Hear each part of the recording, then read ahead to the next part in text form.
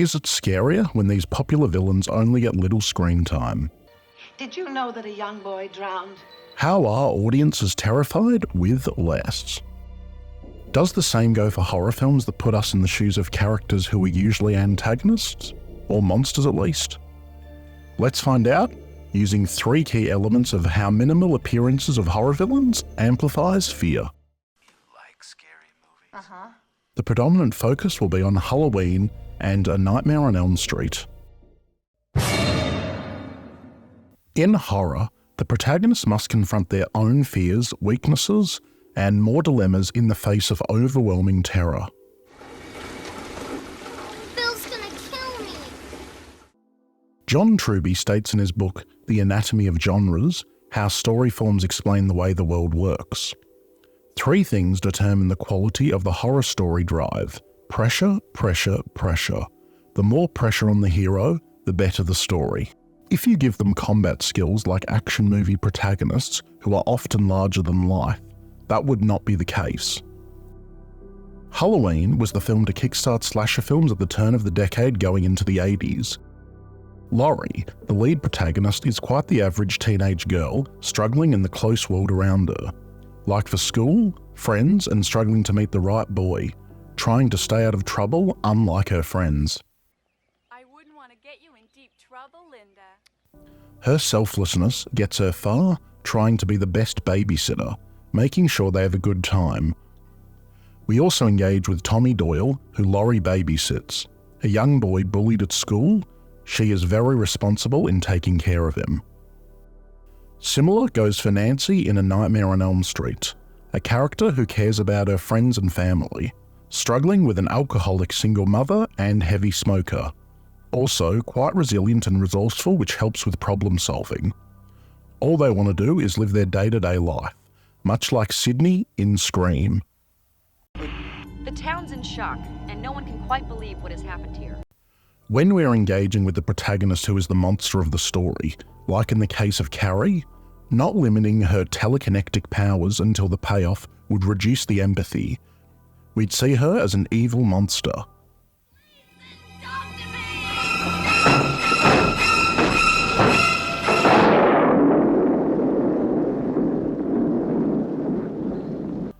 For David, in An American Werewolf in London, where the villain is within the protagonist himself, it puts us into a more difficult situation.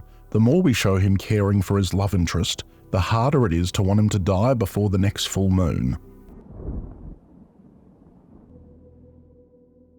The more engaged we are with the protagonist, the more fear when they're in danger. I can't take this. What does this do? An old trick in the book for doing monsters well is, it's not what you see, it's what you don't see. Retreating! What is it? In the screenwriting book, Your Screenplay Sucks, 100 Ways to Make It Great by William M. Akers, tip number 30 is, you don't hold surprises until as late as possible. The chapter quotes William Fragg, TV writer and previous head of UCLA Filmic Writing Program. If you're a little old man sitting in the park and you want to feed the pigeons a bag of birdseed, how do you do it? If you dump the whole bag out, the pigeons will cluster around you in a frenzy for 45 seconds, eat all the birdseed and disappear. However, if you throw out a little at a time, the pigeons will stay there all day. Regardless of genre, we don't want one big exposition dump to tell us everything. There needs to be more to stick around and be worth the time.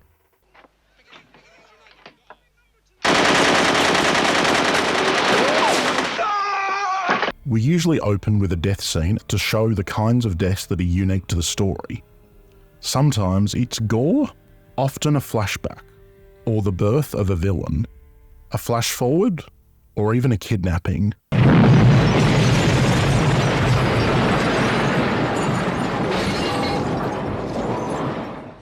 Things can get a little normal after that because that's where point one occurs. But the opening scene helps lay the groundwork and opens many questions. In A Nightmare on Elm Street, Freddy Krueger before death puts on a bladed glove in the opening scene, face not shown, cutting to a dream sequence following that with Tina being stalked by him.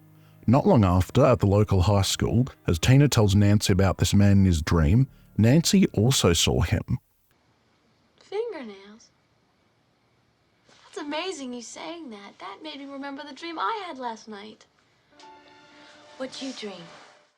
These dreams become vivid and terrifying, blurring the lines between dreams and reality.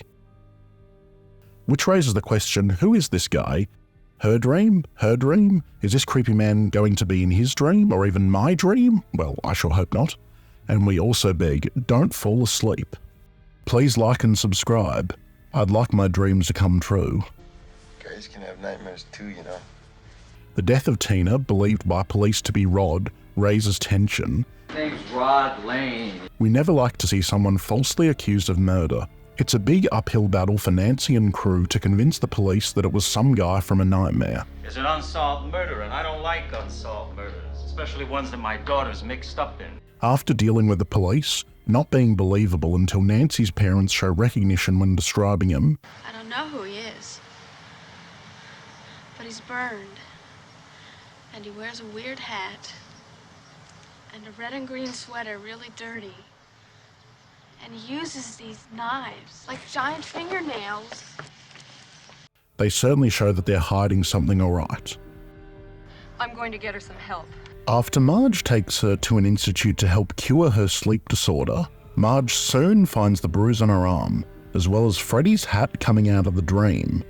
The secret gets harder and harder to hide. Nancy's anger and frustration causing her to leave, but then come back later, forces Marge to reveal the true story of Freddy Krueger and who he is. You want to know who Fred Krueger was? He was a filthy child murderer who killed at least 20 kids in the neighborhood. Burned alive 20 years ago, now back for revenge, the question is answered.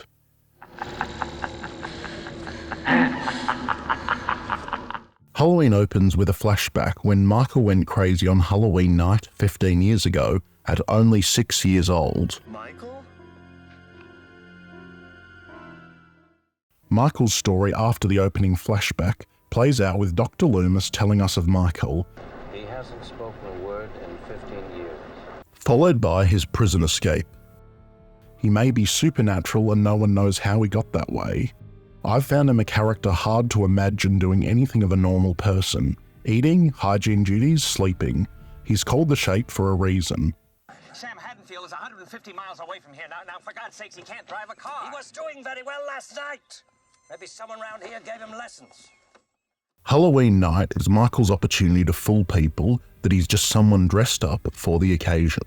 Seeing Michael only bit by bit helps us start to smell fear and increases tension, along with the sheriff stating someone broke into a hardware store. All they took was some Halloween mask, rope, and a couple of knives.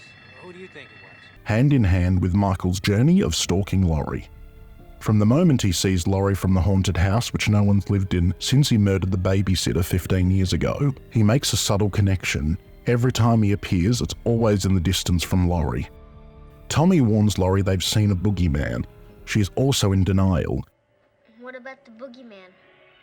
There's no such thing. This draws the line between those who smell any kind of trouble and those who don't, whether it be the boogeyman or any kind of evil. Because I realized that what was living behind that boy's eyes was purely and simply evil. Laurie may be seeing a stalker, but she does not see him as the boogeyman. This hints that Michael won't be disappearing anytime soon, and it heightens his impact. For the nasty kids bullying Carrie, their appearance is a little bigger, of course, that being to prove that they're a-holes. Oh, I'll be here. As the master of suspense Alfred Hitchcock put it best, there is no terror in the bang, only in the anticipation of it. Like for Jaws, how when the shark is present, it makes us feel the tension by knowing what's coming towards them. If there was no build-up, it would be just another death scene where we'd feel nothing. Not knowing what exactly will happen can be the best kind of way to build suspense. H.P. Lovecraft put it best with his quote, "The oldest and strongest emotion of mankind is fear, And the oldest and strongest kind of fear is the fear of the unknown. When faced with the unknown, there's uncertainty about outcomes, leading to feelings of anxiety and fear. In Halloween, Michael's breathing is what creates fear simply as it announces his presence. Although we do know it's him, showing only him for a second or two, then the environment surrounding him, we question what is he going to do? Smash the window, choke someone, light a fire? It's all unknown. Okay, later. For Freddy Krueger, it's when anyone falls asleep that makes us go, oh boy, here comes trouble. Wake up! For the climax, using the two previous points combined, building to the antagonist taking on the protagonist. Laurie doesn't believe there's a boogeyman until that guy she keeps seeing finally attacks her, and all her friends have been killed, no preparation whatsoever. As Laurie hides herself from Michael, this is the ultimate hide-and-seek game. Do as I say! Boogeyman, hurry! We never want to see children die, and we don't want to see her die. Taking Michael on is the challenge we've been waiting for, knowing this is super hard. Tension could not be any bigger.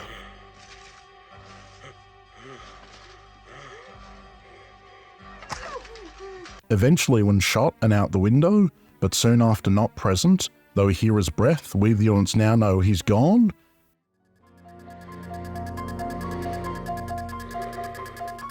And everywhere at the same time. For A Nightmare on Elm Street, Nancy's on her own to stop Freddy. They turn their back on it, take away its energy, and it disappears. Guiding him to the basement he was killed in, but as he escapes and kills Marge, Nancy and her father upset. Nancy gets her father to leave. You go downstairs.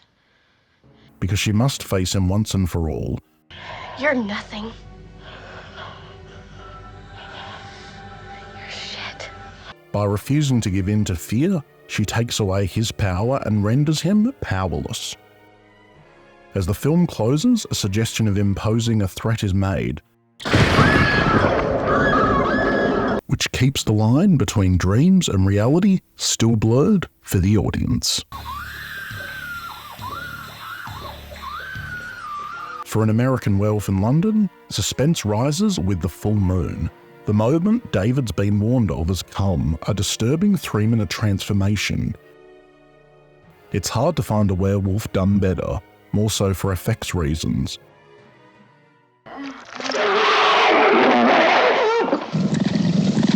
Carrie feels the pressure to finally release her inner demon for bullies to pay the price. Less certainly means more. If we reverse this, it would feel like an anti-hero on a killing spree. Could be disturbing, but not scary. My God. Giving the villains more screen time is probably one of the many reasons the sequels go south. They do tend to, however, go up with the death count, helping please horror fans. Let me know which films you think did or didn't do these techniques well, and what you'd like to see a video essay on, drop it in the comments. To see how stereotypical horror films have been subverted well, check out the video here.